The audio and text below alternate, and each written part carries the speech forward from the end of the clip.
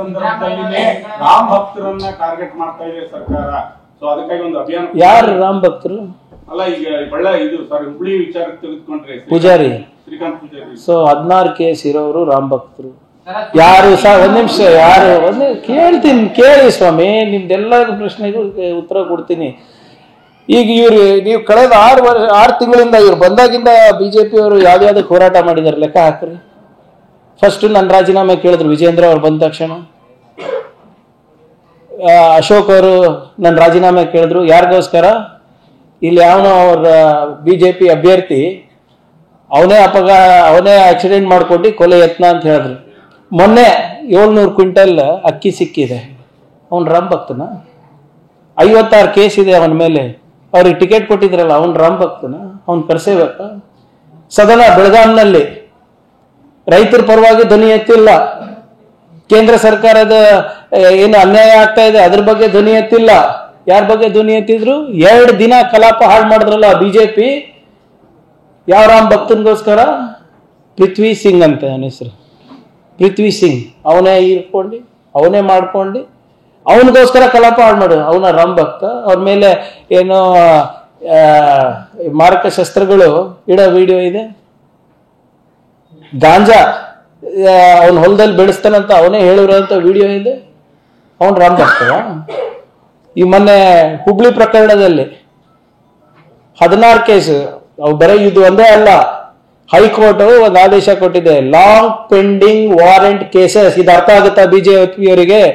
Long pending warrant cases ಅನ್ನ ನೀವೆಲ್ಲಾನು ನೀವು ಪರಿಶೀಲನೆ ಮಾಡಿ ಅದಕ್ಕೊಂದು ಅಂತ್ಯ ಕಾಣಬೇಕು ಅಂತ ಹೇಳಿದ್ದಾರೆ.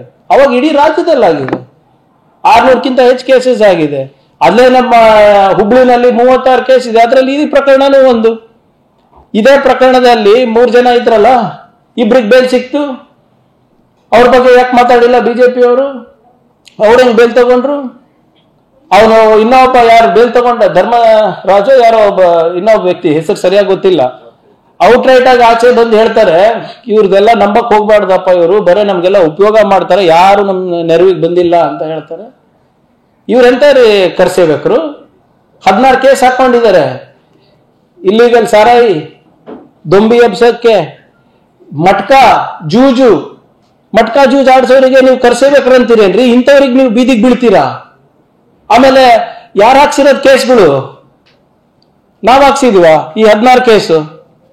ನೀವ್ ಹೇಳ್ಬೋದು 16 ಕೇಸ್ನಲ್ಲಿ 15 ಖುಲಾಸ ಆಗಿದೆ, 1 ಪೆಂಡಿಂಗ್ ಇದೆ ಅಲ್ಲ. 16 ಕೇಸ್ ಇರೋವನಿಗೆ ನಾವು ಏನು ಹ್ಯಾಬಿಚುವಲ್ ಅಫೆಂಡರ್ ಅಂತಾರೆ ಲೀಗಲ್ ಟರ್ಮ್ಸ್ ನಲ್ಲಿ, ಹ್ಯಾಬಿಚುವಲ್ ಅಫೆಂಡರ್.